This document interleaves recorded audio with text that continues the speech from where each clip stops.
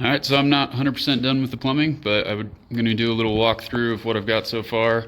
I've got a few more things. I'm waiting on some parts to come in before I finish it off. So I'm just going to go through the whole plumbing system, kind of from start to finish, from the cistern, where it comes in, and kind of how it flows through. So it's been a while since I've shown this, but this is where the water comes in from the cistern. I just have that yellow gas line just used as a sleeve, and then I have a 3/4 inch PEX coming through it. As of right now, I just have a ball valve because I'm just kind of using this water, and I haven't connected it. But these two PEX lines will get connected eventually. So from here, it'll drop into this PEX line, which is under the slab that goes over to the little utility closet over there. So this is the other end of that pipe. It comes up here, and I've got a ball valve over here so I can shut the water off from coming into the WAM. Before it goes into the WAM, it also tees off right here. That just comes out on this side, and what that's for is I'm going to have a hose bib right there. So if I want to gravity feed, fill a bucket, or use it to water the planter, I'll be able to do so. So moving up from there, it comes into, I switch over from PEX to PVC. So from there it comes up, and I have another T that comes over to another valve. This valve is for the viewing tube. This is just a clear tube that I can open up, and it'll kind of level out with whatever's in the cistern, so I can see how much water I have in the cistern without having to go back and open up the lid. That'll stay closed most of the time. It's really just there to view the change in the water level. So after that, it comes to a check valve. This just allows the water to only flow one way, so it's only going to flow into the pump, and then once the system's pressurized, it can't push back and go through the cistern. So that'll flow one way going up into the pump. The pump I'm using, I'll kind of show it here, Aqua Strong, 1.6 horsepower. It's a shallow well pump. It's got its own little pressure tank built in. You can see there's the pressure gauge, but this is AC pump, so a little different than Earthship usually does it, but this whole house is going to be AC powered. I'm not going to have any DC loads. So this is the pump I chose. So from there, it'll come in. I do have these unions here, and this just allows me to be able to unscrew these, remove the pump if I need to replace it or do any work on it without having to cut and redo plumbing. So that's what these unions are for. So moving up, it'll pump the water up into this piece right here. You can see it comes to a T, and I've got a valve up here that'll go to the pressure tank. I've got the pressure tank. It's just kind of sitting up there right now. It's not hooked up or anything. You can see there's no pipe coming out of here. It eventually will go up and connect to that pressure tank. I'm just gonna wait before I do all the drywall behind it, just so I can put it in and make it easier for myself. It is a little redundant to have the two pressure tanks. This pump comes with one, but it's just nicer to have a little bigger one. So moving on from the T, the water will go up and fill the pressure tank, and then it'll be able to push through without the pump having to run every single time a faucet gets open or anything. But it'll come around, and then it drops down. I've got another valve here that I can just isolate if I want to, clean any of the filters or anything with the pressure tank still full. So I've got that valve there. Then it comes in to a Resco spin down filter. And then it moves on and drops over and converts back to PEX. I've got a ball valve that shuts it off. This line goes to all the fixtures, all the cold water fixtures in the house, other than the drinking water. So this will just be cold water for showers, sinks, washing machine, everything like that. And so it tees over and goes up. That one goes all the way up and over, and all the way across. So I haven't installed it yet. I'm waiting on the valve for the shower, but there'll be a shower valve here, and I'll just tee off that. I'll film that later when I do it. So that cold water comes over, and the first thing it hits is this little stub out. This will be cut later on once the sink is in place, and this will be the cold water for the sink. It also continues along, comes into this wall.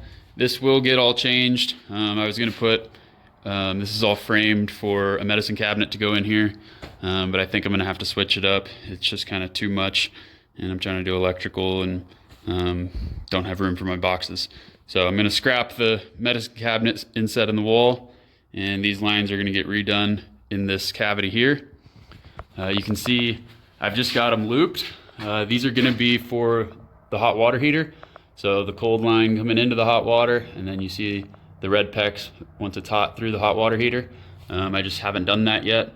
I've also got these two pieces stubbed out for the washing machine. So that's the hot and cold in the washing machine. Like I said, once I pressure test and make sure all the lines are good, I'll be able to cut those and stub them out for the hot water heater, and then I can run my cold and hot to the washing machine as well. So once that water's hot, it comes back into the red PEX, and that comes back down and into another stub out, and this is the hot water for the bathroom sink. While I'm over here, this will be the drain for the bathroom sink. Again, this is just kind of stubbed up. There's going to be sort of like a floating vanity sitting on this bench here for the bathroom sink. That's why it's just kind of sitting like this. Once I get the vanity in and these all stubbed out through, I can be able to put the vent and everything and hook up all the valves for the hot, cold, and drinking water. Also got the drain for the washing machine. So there's the washing machine box, and that drain line just comes down. And I've got a P-trap right there, and then that flows over and drops down here. It is vented. I haven't ran that vent out anywhere yet. It's just kind of sitting there. That'll run up and get stubbed out. I want to get the hot water heater before I finish all this, just so I know where everything's going to go. But that drain line just goes down, connects under the slab with the sink as well as the shower. So I just showed everything for the bathroom and the hot water heater and everything. That's this line here. The cold water also continues down. And under here, I've got another T, you can see, and that stubs out right over here, and I'll have another pressurized hose bib, and that's for, you know, if I want to top water the planter or anything, I'll have that hose right there in the greenhouse. So that water line also goes down and into this conduit here. This is what I used before I poured the slab to run the hot, cold, and drinking lines over to the kitchen.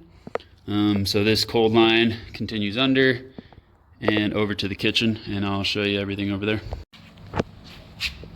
So this is the other end of that conduit. I've got my cold drinking water and hot water coming through, and those are all stubbed out, as well as my drain for the kitchen sink. So these are just coming over and end right there. So that's all the cold water lines for the house.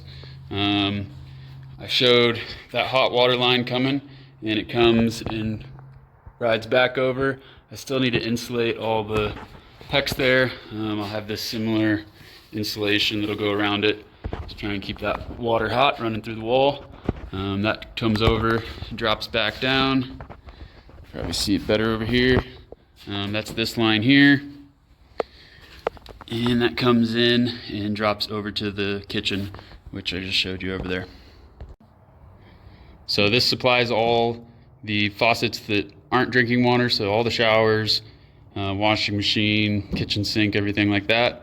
After that, it goes into another Rusco spin down filter, and then through this Dalton ceramic filter, and then this goes through for drinking water. So there'll be a drinking water faucet at the kitchen sink as well as the bathroom sink, and that's that line there.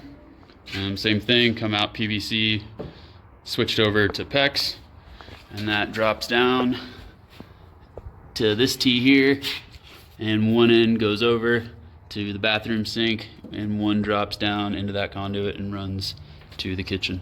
So that's the plumbing as of now. There's definitely some still work to be done, but I'm gonna have to run a cold water line over to where the toilet's gonna be, so I have a cold fresh water line, as well as a gray water line. I haven't figured out what I'm going to do with the pump yet to pump the water from the planter for the gray water flush.